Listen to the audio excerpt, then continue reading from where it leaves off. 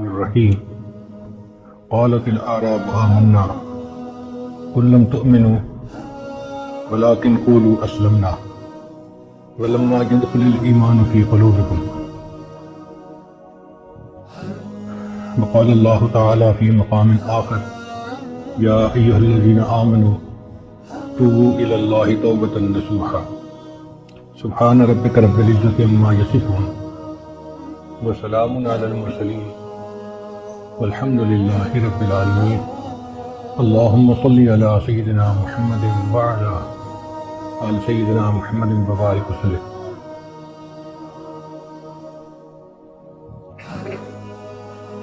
دیہاتی لوگ نبی السلام کی خدمت میں حاضر ہوئے اور کلمہ پڑھا اور اپنے مسلمان ہونے کا احسان جتلانے لگے. اس پر اللہ تعالیٰ کی طرف سے آیات اتری قالت الاعراب آمنا. یہ دیہاتی یہ عرابی لوگ کہتے ہیں کہ ہم ایمان لے آئے. قل لم تؤمنوا، اے میرے محبوب سے آپ فرما دیجیے تم ایمان نہیں لائے. ولکن قولوا اسلمنا، تم یوں کہو کہ ہم اسلام لے آئے.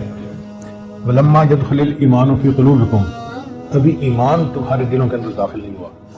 اس کا مطلب یہ ہوا کہ کلمہ پڑھ کر مسلمان بن جانا یہ پہلا سٹیپ ہے، پھر ایک نور کا دل کے اندر داخل ہونا جس کو ایمان کہتے ہیں وہ دوسرا سٹیپ ہے.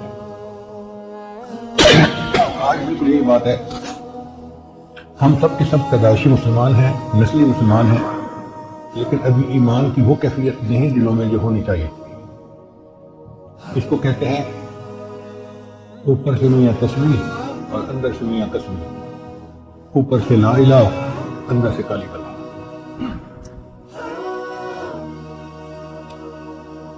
اللہ اقبال نے فرمایا یوں تو سید بھی ہو مرزا بھی ہو افغان بھی ہو، یوں تو سید بھی ہو مرزا بھی ہو افغان بھی ہو، تم سبھی کچھ بتاؤ تو مسلمان بھی ہو.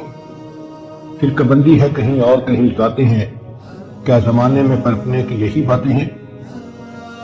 اور ایک جگہ کہتے ہیں وضع میں تم ہو نصارہ تو تمدن میں حنود، وضع میں تم ہو نصارہ تو تمدن میں حنود، یہ مسلمان ہیں جنہیں دیکھ کے شرمائیں یہود. آج ہم اپنی زندگیوں کو دیکھیں تو واقعی ہماری زندگیاں شریعت و سنت کے خلاف ہیں، من مرضی کی زندگی گزارتے پھر رہے ہیں. اللہ رب العزت کا ہم پر کتنا کرم کہ اللہ نے ہمیں اتنا پیارا ملک عطا فرمایا. ہمارے ملک کا نام ہے پاکستان، یہ فارسی کا لفظ ہے. پاک کا مطلب ہوتا ہے طیب، اور ستان کہتے ہیں ملک کو، جیسے ہندوستان ہندوؤں کا ملک، پاکستان پاک لوگوں کا ملک. عربی میں اس کا ترجمہ کریں تو پاکستان کا ترجمہ بنے گا مدینہ طیبہ، یعنی عربی میں جس کو کہتے ہیں نا مدینہ طیبہ، فارسی میں اس کا ترجمہ بنے گا پاکستان. اور یہ ملک اللہ نے ہمیں شب قدر میں عطا فرمایا. یہ عجیب بات ہے کہ پاکستان کا جو فیصلہ ہوا سائن ہوئے تو وہ لیلۃ القدر کی رات تھی. تو میں تو یہ سمجھتا ہوں کہ جس طرح اللہ نے لیلۃ القدر میں ہمیں قرآن عطا فرمایا انا انزلناہ فی لیلۃ القدر، بالکل اسی طرح اللہ نے ہمیں یہ ملک بھی عطا فرمایا. اس کی وجہ کیا تھی کہ اللہ نے اس ملک سے کچھ کام لینا ہے. جب انگریز نے ملک بنایا تھا تو وہ یہ سوچتا تھا کہ چند مہینے بھی یہ ملک نہیں رہے گا، نہ وسائل ہیں نہ انڈسٹری ہے نہ کچھ اور ہے، تو کہاں سے کھائیں پیئیں گے. مگر اللہ نے مدد کی، ہماری بنجر زمینیں بھی آباد ہو گئی، ہمارے درختوں نے پھل دینے شروع کر دیے. الحمدللہ کہ آج 60 سال ملک میں گزر گئے، اللہ کھلا پلا رہا ہے ہمیں کلمے کی برکت سے، ایمان کی برکت سے.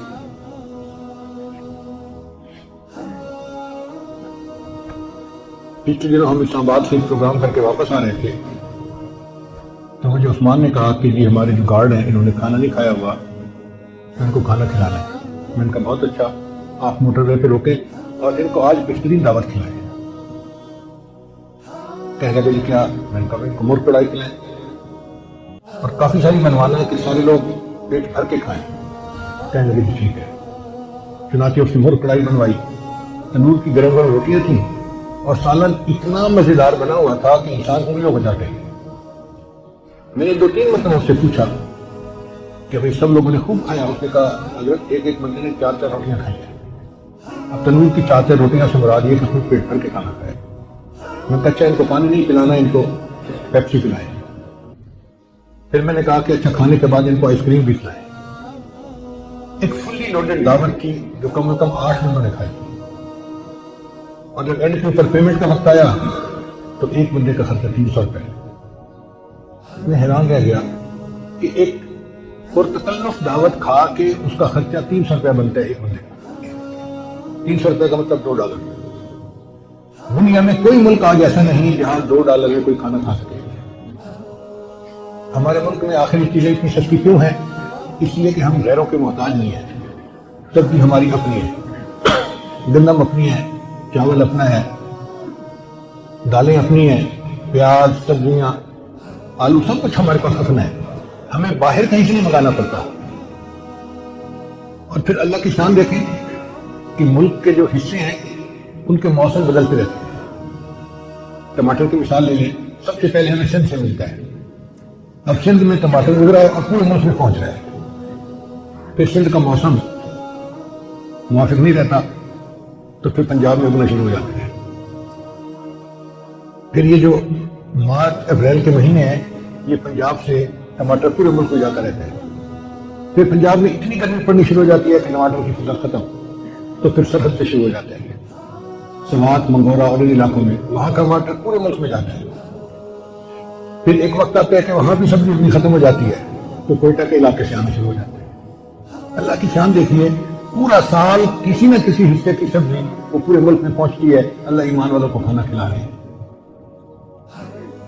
ہمارے ملک کی اقتصادی حالت بہت خراب ہے، لیکن آج بھی اگر آپ جائیں تو آپ کو ریڑیاں اور دکانیں پھلوں سے بھری نظر آئیں گی.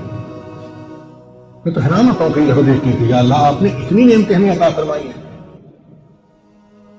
مالٹے کی فصل آئی تو ریڑیاں مالٹوں سے بھری ہوئی ہیں، کینوں کی فصل آئی تو اس سے بھری ہوئی ہے، امرود بھرے ہوئے ہیں، انگور بھرے ہوئے ہیں.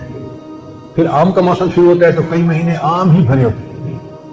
وہ کون سا پھل ہے جو ہمارے ملک میں نہیں ہوتا؟ الحمدللہ ثم الحمدللہ.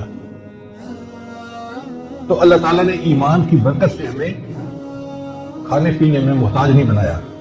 ہم غریب ہیں مگر اپنے کھانے پینے میں کسی کے محتاج نہیں ہیں. یہ اللہ تعالیٰ کی کتنی بڑی نعمت ہے. اس وقت بھی جو دفتروں میں لوگ کام کرتے ہیں وہ دوپہر کے وقت ریڑھی سے دال چاول کھاتے ہیں. میں نے لاہور میں ایک بندے سے پوچھا کہ آپ دوپہر کا کھانا لے کے جاتے ہیں؟ کہنے کیا ضرورت ہے، دفتر کے ساتھ نیچے ریڑھی لگی ہوئی ہے، وہ دال چاول بناتا ہے، اتنے مزے کے ہوتے ہیں. 50 روپے کی پلیٹ میں پیٹ بھر کے کھانا کھاتے ہیں. اب 50 روپے کی پلیٹ کا مطلب یہ ہوا کہ $1 میں 3 بندے پیٹ بھر کے کھانا کھا رہے ہیں. پوری دنیا میں کوئی ایک ملک ایسا نہیں کہ جہاں اتنا سستا کھانا ملتا ہو کہ $1 کے اندر 3 بندے پیٹ بھر کے کھانا کھائیں. $1 میں تو پیپسی کی بوتل باہر نہیں ملتی، کھانا کیا ملے گا؟ پھر اللہ رب العزت نے ہمیں جو دینی اور مذہبی آزادی اب تک دی ہوئی تھی، یہ اللہ کی بڑی نعمت ہے. مدارس ہیں، مساجد ہیں، دین کی تعلیم دی جاتی ہے، حدیث پڑھائی جاتی ہے، تفسیر پڑھائی جاتی ہے، مسجدوں کے اندر خطبہ دیا جاتا ہے اور لکھا ہوا خطبہ نہیں ہوتا. باہر ملکوں میں تو لکھا ہوا خطبہ مل جاتا ہے اور اس کو امام صاحب نے پڑھنا ہوتا ہے. وہ اپنی مرضی سے کچھ نہیں بیان کر سکتے. یہ ہمیں کتنی بڑی نعمت ملی ہوئی ہے کہ ہم اپنی مرضی کا عنوان چنتے ہیں اور اس کے اوپر ہم اپنی مرضی سے بیان کرتے ہیں. تو مدارس کا کھلا ہونا یا مساجد کا کھلا ہونا یہ اللہ کی بڑی نعمتوں میں سے نعمت ہے. ہمیں آزادی کی قدر کرنے کی ضرورت ہے. اب کفر کو یہ ہماری دینی آزادی اچھی نہیں لگتی، چنانچہ وہ اس کوشش میں لگا ہوا ہے کہ کسی طرح ان کے مساجد اور مدارس کو بند کروایا جائے. وائرس تو پہلے بھی دنیا میں پھیلتی تھی، لیکن اس دفعہ انہوں نے اس وائرس کو ایسے کر کے پھیلا دیا کہ جی بند کرو، لوگ اکٹھے نہ ہو. بھائی کرو نا، تم اپنے ساتھ میں گھر بند کرو. نہیں، اصل میں تو انہوں نے آنا تھا مسجدوں سے، تو آہستہ آہستہ اس کو لے کے آئے کہ جی اب 5 بندے اس سے زیادہ مسجد میں اکٹھے نہیں ہو سکتے. اب چونکہ وقتی چیز ہے اور بیماری کا بھی معاملہ ہے تو علماء نے بھی کہہ دیا ٹھیک ہے جی ہم اس کی پابندی کریں گے. مگر یہ ہے لمحہ فکریہ ہمارے لیے. ایسا کبھی نہیں ہو سکتا کہ مومن مسلمان مساجد میں آنا ہی بند کر دیں. مسجدوں سے تو اللہ کی مدد آنی تھی اور یہ بیماریاں دور ہونی تھی. اگر مسجدیں ہی بند کر دی گئی تو بیماریاں ختم کہاں ہوں گی؟ بیماریاں اور عذاب تو اور اوپر نازل آئے گا.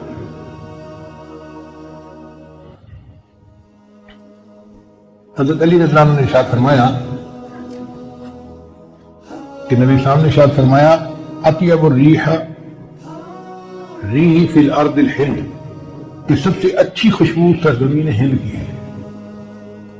یہ حاکم کی روایت ہے۔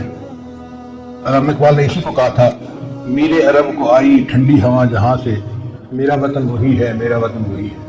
یعنی نبی علیہ السلام نے ارشاد فرمایا کہ مجھے اس طرف سے ٹھنڈی ہوا آتی ہے۔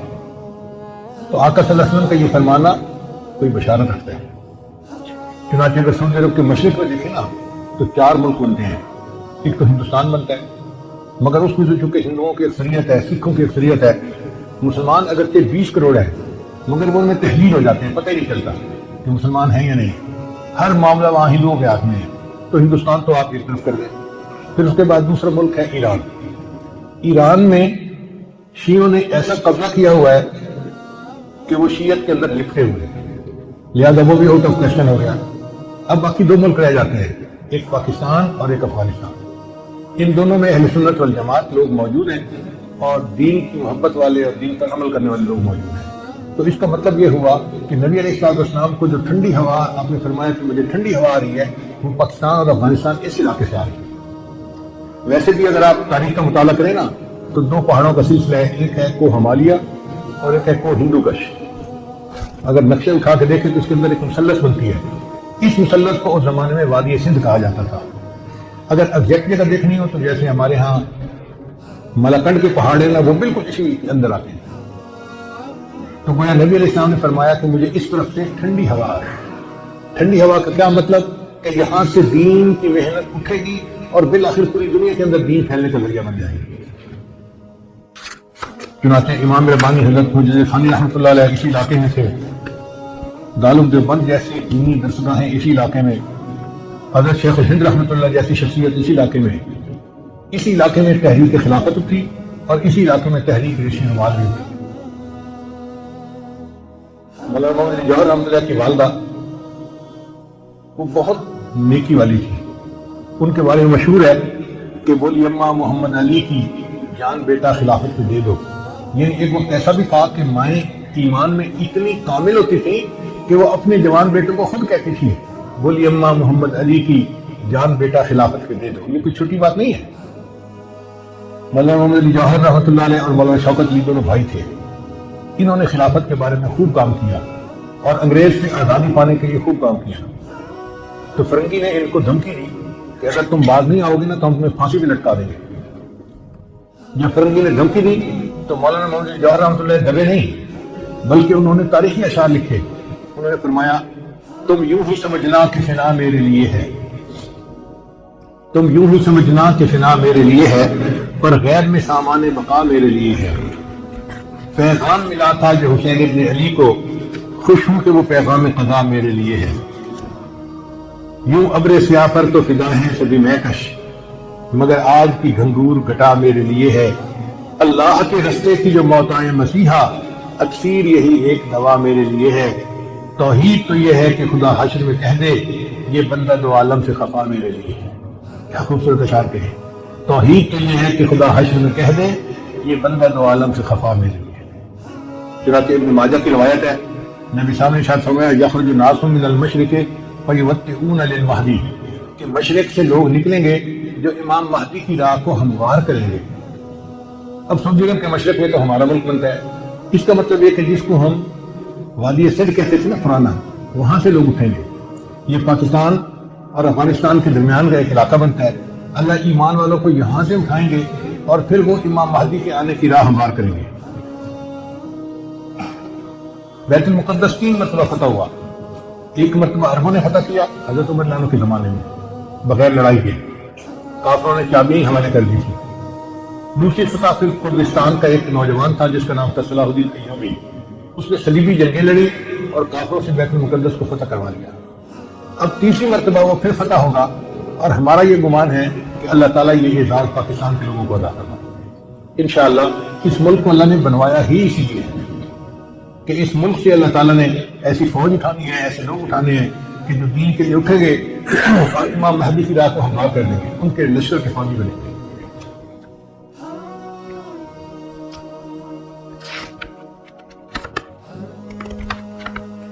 علامہ اقبال نے بہت خوبصورت شعر کہا ہے فارسی میں،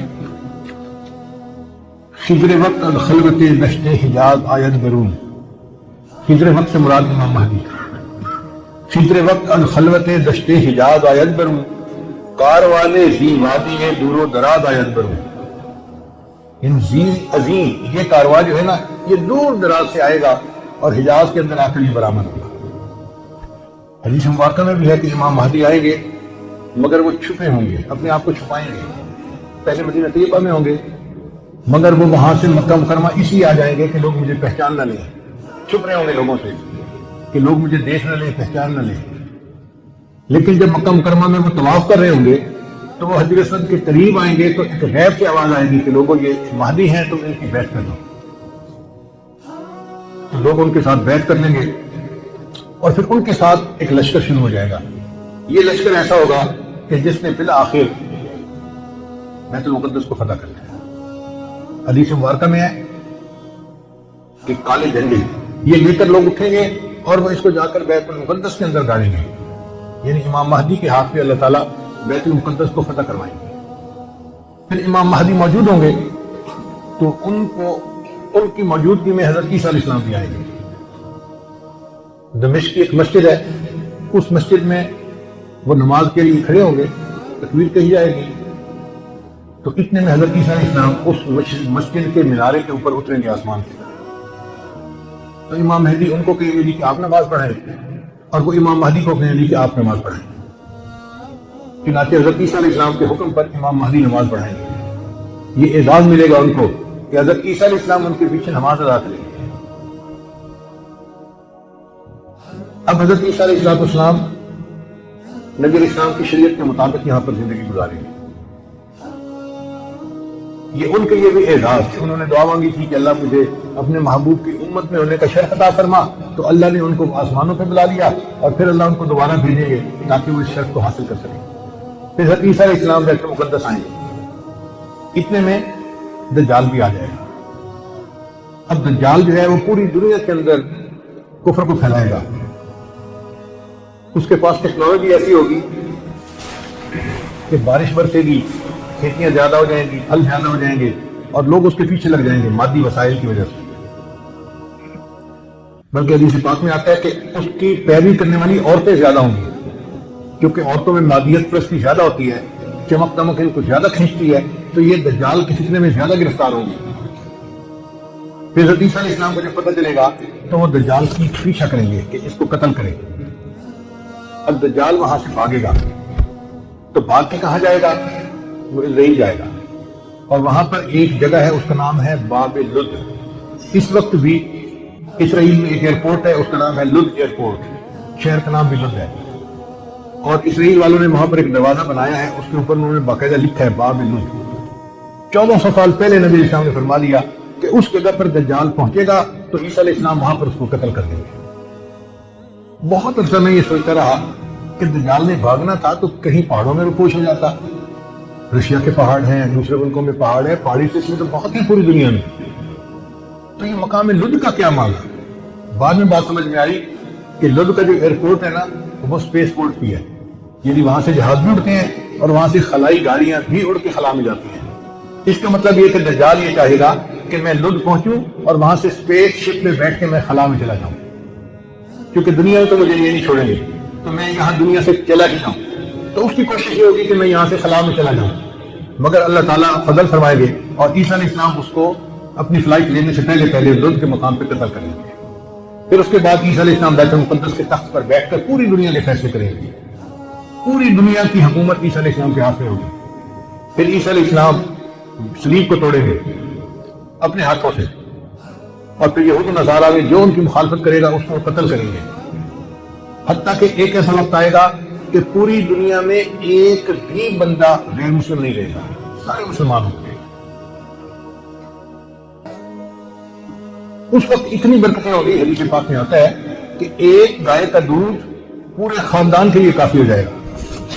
اب یہ بات تو سمجھ میں آتی ہے. آج ایسی گائے بن گئی ہیں جو 100 لیٹر دودھ دیتی ہیں ایک دن میں. اب 100 لیٹر تو واقعی پورے خاندان کے لیے کافی ہے، 40-50 گھروں کے لیے کافی ہو جاتی ہے. یہ باتیں نبی صاحب نے اس وقت فرمائی جبکہ لوگوں کو اس کا تصور بھی نہیں ہو سکتا تھا. میرے آقا صلی اللہ علیہ وسلم کی نگاہ کیسی تھی؟ یہ نگاہ نبوت تھی جو بہت دور دیکھ لیتی تھی کہ 1400 سال پہلے بیٹھ کر ایسی باتیں کی جیسے آج اپنی آنکھ سے دیکھ کے کوئی بندہ بات کر رہا ہو. پھر عیسیٰ علیہ السلام بہت ہو جائیں گے اور اس کے بعد جو بگاڑ آئے گا نا وہ پرماننٹ بگاڑ ہوگا. اور اس کے بعد پھر قیامت قائم ہوگی علی شرار الناس، ان لوگوں پر جو سب سے زیادہ شریر لوگ ہوں گے. تو ایسے لگتا ہے حالات سے کہ قیامت کے بڑی بڑی نشانیاں پوری ہو گئی، اب امام مہدی کے آنے کا وقت بہت قریب ہے. یہ جو حالات میں اتنی بڑی تبدیلی نظر آ رہی ہے نا، یہ کسی چیز کا پیش خیمہ ہے. تو ہمارے لیے یہ وقت ایسا ہے کہ ہم جتنا جلدی ہو اپنے گناہوں سے توبہ کریں اور اللہ تعالیٰ سے مدد مانگیں کہ اللہ ہمارے گناہوں کو معاف فرما اور ہمیں مزید کسی مشکل میں پڑنے سے محفوظ فرما. قرآن مجید کی ایک آیت ہے، ہمارے پاس اللہ نے اپنا کلام دیا ہے قرآن عظیم الشان، اس میں قیامت تک کے آنے کے لیے تمام مشکلات کا حل موجود ہے.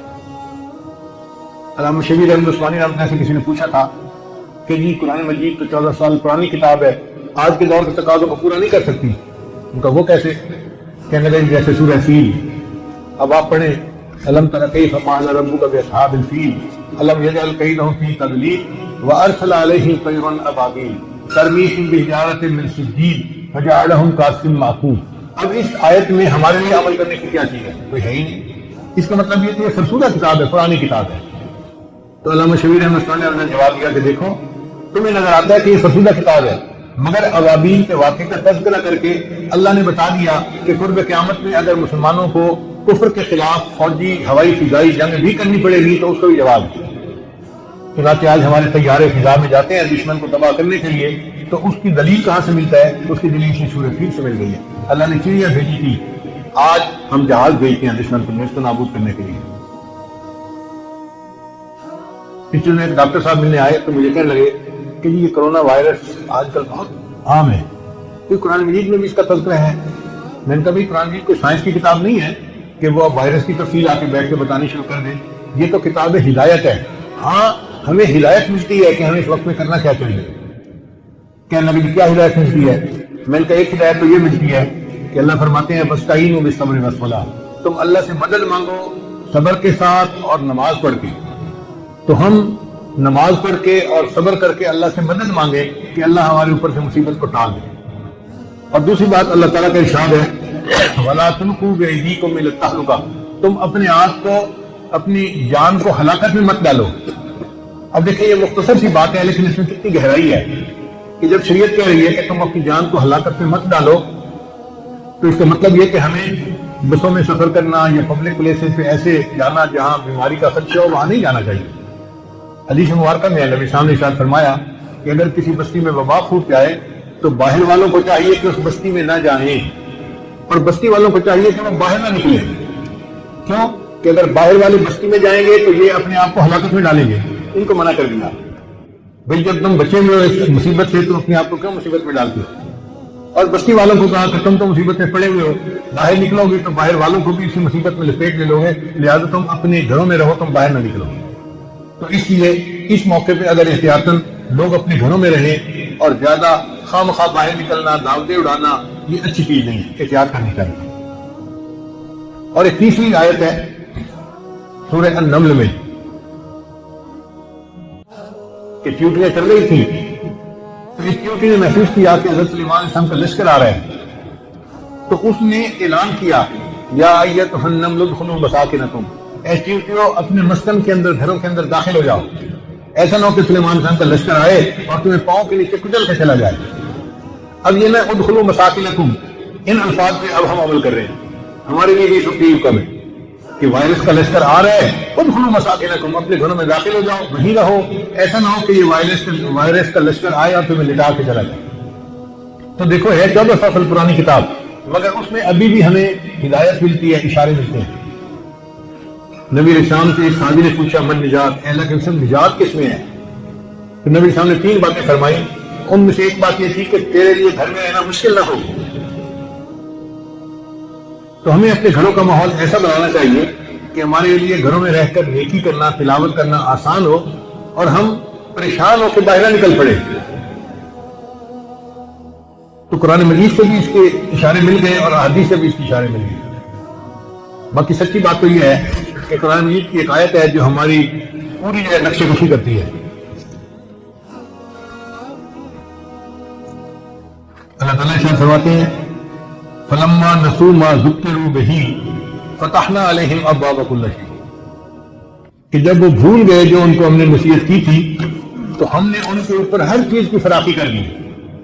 یعنی اللہ تعالیٰ نے پہلے تو نصیحت کی کہ بھئی نیکی کرو، دین کے اوپر قائم رہو، لیکن جب لوگوں نے اس چیز کو بھلا دیا تو اللہ فرماتے ہیں فتحنا علیہم ابواب کل شیء، ہم نے ہر چیز کے دروازے ان کے اوپر کھول دیے، حتیٰ اذا فرحوا بما اوتوا، حتیٰ کہ وہ خوش ہو گئے کہ کیا رزق مل گیا، نعمتیں مل گئی، اخذناہم بغتۃ، تو پھر ہم نے ان کو اچانک پکڑ میں لے لیا۔ ہماری ہو تصویر یہی ہے کہ اللہ تعالیٰ نے ہمیں اتنا دیا کہ ہر بندہ پیٹ بھر کے کھانا کھاتا تھا، سکون کی زندگی گزارتا تھا، مگر ہم نے اللہ کو بھلا دیا، دین کے احکام کو ہم نے ہلکا سمجھا، جس کا نتیجہ یہ نکلا کہ ہمارے اوپر اللہ نے عذاب بھیجا، اخذناہم بغتۃ والا۔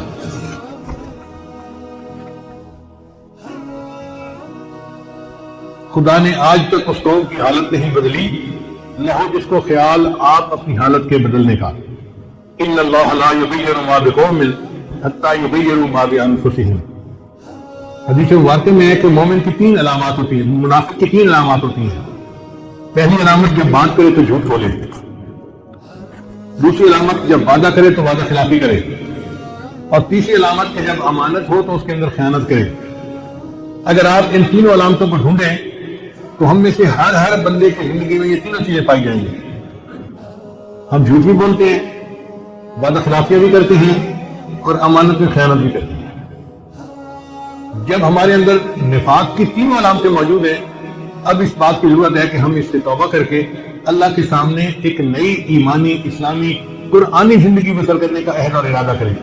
لہذا آج جمعے کے بیان کا خلاصہ یہی ہے کہ اللہ تو ہمارے پچھلے سب گناہوں کو معاف فرما اور آئندہ ہمیں نیکی کی زندگی گزارنے کی توفیق عطا فرما۔ جب تک ہمارے اندر انقلاب نہیں آئے گا تب تک ہمارے حالات نہیں سنوریں گے۔ یہ بات ذہن میں رکھیے گا کہ جو بندہ اپنی معصیت کو طاعت میں تبدیل کر لیتا ہے، اللہ تعالیٰ اس کی ذلت کو عزت میں بدل دیتے ہیں، اور اس کی اللہ تعالیٰ عقوبت کو اس کی عافیت میں تبدیل فرما دیتے ہیں۔ کسی شاعر نے اشعار لکھے ہیں جو ہماری حالت کے بالکل مطابق ہیں۔ بہت مصروف رہتے تھے، ہواؤں پر حکومت تھی، بہت مصروف رہتے تھے، ہواؤں پر حکومت تھی، تکبر تھا کہ طاقت تھی، بلا کی بادشاہی تھی، کوئی بے فکر بیٹھا تھا، کسی کے ہاتھ حکومت تھی، کوئی تدبیر کرتا تھا، کوئی تذکیر کرتا تھا، کوئی ماضی دکھاتا تھا، کوئی مستقبل بتاتا تھا، سبھی مصروف تھے ایسے کہ ایک ہستی بھلا بیٹھے۔ یعنی سب اللہ کی نعمتوں کو انجوائے کرنے میں مصروف تھے، اتنے مصروف کہ اللہ کو ہی بھلا بیٹھے۔ سبھی مصروف تھے ایسے کہ ایک ہستی بھلا بیٹھے، بہت پرواز کر بیٹھے، خدا ناراض کر بیٹھے، بہت پرواز کر بیٹھے، خدا ناراض کر بیٹھے۔ اب اس نے منہ جو پھیرا ہے وقت وحشت کا ڈیرا ہے، کہ دنیا کی ہر ایک بستی بھیانک موت چہرہ ہے، خدا منہ پھیر بیٹھا ہے، اب اس کا گھر بھی خالی ہے، قہر دنیا پہ طاری ہے، ابھی بھی وقت ہے لوگو، خدا سے گر گڑا کر تم ابھی توبہ کرو لوگو، وہ جلدی مان جاتا ہے، وہ اب بھی تم کو چاہتا ہے، کہیں در دیر ہو جائے زمین ساری پلٹ جائے، ابھی بھی وقت ہے لوگو، خدا راضی کرو لوگو، وہ جلدی مان جاتا ہے، وہ جلدی مان جاتا ہے۔ ابھی بھی وقت ہے، ابھی سورج مشرق سے مغرب سے طلوع ہونا شروع نہیں ہوا، اس سے پہلے توبہ قبول ہو جاتی ہے، اور جب تک سانس لرخے میں نہ پہنچ جائے اس وقت تک توبہ قبول ہوتی ہے۔ تو ہم توبہ کر کے اللہ تعالیٰ سے اپنے گناہوں کی معافی مانگے۔ ہمیں اب بھی اللہ تعالیٰ کی ذات سے امید ہے کہ وہ ہمارے گناہوں کو معاف فرما دے گی، اور ہمیں اس آزمائش سے اور عذاب سے اللہ تعالیٰ محفوظ فرمائیں گے۔ اللہ تعالیٰ ہماری ان مسجدوں کو دوبارہ آباد فرما دے، اور ہمیں اپنی عبادت کی دوبارہ توفیق عطا فرمائے، گناہوں کے دروازے ہمارے اوپر بند نہ کرے، ہمیں زندگی میں وہ وقت نہ دیکھنا نصیب کرے کہ جب اللہ کا گھر اور اس کا دروازہ بند ہوا ہو۔ بادشاہ جب ناراض ہوتے ہیں نا تو پھر دروازے بند کروا دیتے ہیں۔ ہم بھی اٹھک بیٹھک کرنے والے لوگ تھے، تماشا بنایا ہوا تھا، اللہ نے کہا تمہاری اٹھک بیٹھک کی کوئی ضرورت نہیں، میں تالے لگوا دیتا ہوں، جاؤ اپنے گھروں میں جا کے بیٹھو۔ تو اس وقت ہمیں اللہ تعالیٰ سے انفرادی توبہ بھی کرنی چاہیے، اجتماعی توبہ بھی کرنی چاہیے، اپنے لیے، اپنے اس پیارے ملک کے لیے دعائیں بھی کرنی چاہیے۔ اللہ تعالیٰ امت مسلمہ پر رحمت فرمائے۔ اور اللہ تعالیٰ ہمیں حج عمرے کی نعمت سے محروم نہ فرمائے، اور اللہ تعالیٰ ہماری کاموں کو قبول فرمائے۔ وآخر دعوانا ان الحمدللہ۔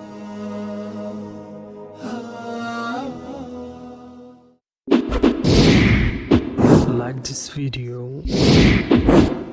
write a comment, and don't forget to subscribe.